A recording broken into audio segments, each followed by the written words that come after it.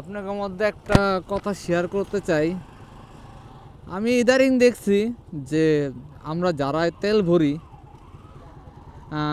Maximum আমরা মাইলেজটা আর পাচ্ছি না আগের মতন। পুরো একটা মাস ধরে আমার মাইলেজ যায় হইলো হাইওয়েতে 50+ যায়, এমনি সিটিতে 40 তো মিনিমাম যায়।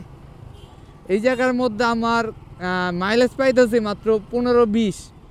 জিক্সের যদি 15-20 যদি মাইলেজ যদি পাই তাহলে আমার তেমন ধনী ব্যক্তি আর কেউ হবে না।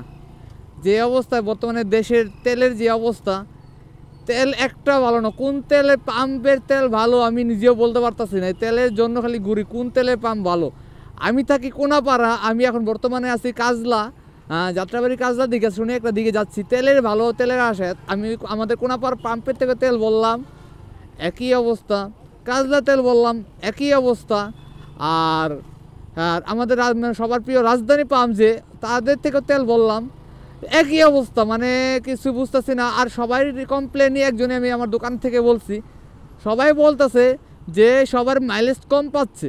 এটা কারণটা কি আমি এরা এখন পর্যন্ত বুঝতেছি না, কারণটা কেন যে এত মাইলেজ কম পায়। আবার উল্টা এখন দেখি তেল আমি টোটাল আমি ভরছিলাম 3500 টাকার তেল, চলছে মাত্র 383 কিলো। এটা কি সিএনজি পাম্প না অকটেন আছে? অকটেন আছে। হ্যাঁ, এখন এটা আগে কোনো সময় আমি তেল ভরি নেই অবশ্যই এই জায়গার থেকে। এখন দেখি এই তেলের পাম্পের অবস্থা কি।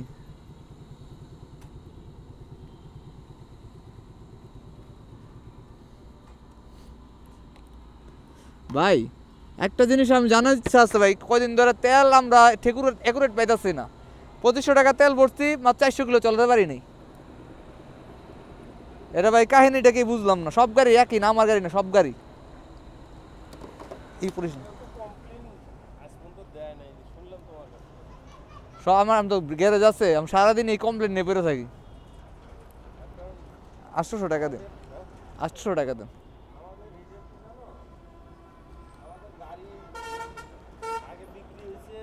যে পরিমাণ বিক্রি হয়েছে তার চেয়ে 3 ডবল আমাদের বিক্রি বেশি। কি এর জন্য?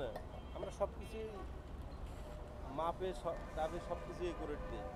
আপনি দিয়েছেন ঠিক আছে। আমাদের আমি কোনাপাড়া, আমি ভালো কথা না কোনাপাড়া, আমি রাজধানী পাম্পে তেল ভরি, কোনাপাড়া ভরি, কাজলা ভরি, 3 জায়গায় আমি রাজধানী কোনো কমপ্লেন পাইনি। কালকে একজনে তো কমপ্লেন পাইছি। ঠিক আছে, আমাদের তো কমপ্লেন হওয়ার কথা না। আমরা সবচেয়ে এখন আমাদের সার্ভিস সবচেয়ে ভালো। গাড়ি মনে করে ভিআইপি গাড়ি আসে সব টাঙ্কি লোড করে যায়। কিন্তু আমার কষ্ট কোনটা, আপনার এই যে তেলটাই মানে তেল ভরি ঠিক আছে কিন্তু কোনো সময়ই পাই না, মানে মাইলেজটা পাই না। মেকানিক হয়ে আজকে আমি লজ্জা হয়ে গেছে যে এই অবস্থা, তেল পাওয়া যায় না। তারপরে ভালো করে চেক দিবা মাইল মিটার। আমার সব সময় চেক আছে, তাও একই অবস্থা। আচ্ছা ভাই আসি, হ্যাঁ, আসসালামু আলাইকুম।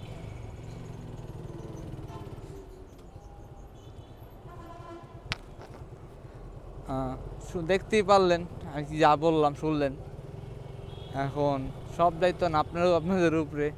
কার আমার মতন প্রবলেম ফেস করছে একটু আমাকে কমেন্টে বলে দিলে সবচেয়ে খুশি হতাম, কার এই প্রবলেমটা ফেস হয়েছে। আর অবশ্য এখন আমি যে আমার আইডিতে কাজ করছি, এখন আমার আইডিতে একটু প্রবলেম আইছে, এই জন্য মনটা আমার অনেক খারাপ। সকালবেলা একজনে হেল্প করতে গেছিলাম, হেল্প করাতে আমার একজন মেসেজ দিছিল, ভাইয়া আমার এই ইয়েতে এরকম ফলো আসে না, আমি করি, আমার একটু সাহায্য করেন। আমি হেল্প করলাম, কথা বললাম। আমারে ফেসবুকের থেকে নোটিফিকেশন আসলো যে আপনার মনিটাইজেশন সাসপেন্ড হয়ে গেছে। লগে লগে যেই কয়টা আছে সবাই সাসপেন্ড হয়ে গেছে। এখন আমার কষ্ট হলো, একজনে হেল্প করতে গেছি, আমি কোনো খারাপ কিছু লিখি নেই।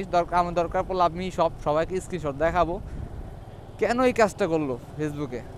ওনাদের রুলসের বাইরে গেছি, কিন্তু বুঝলাম না কোন রুলসের বাইরে গেছি, তাও জানি না।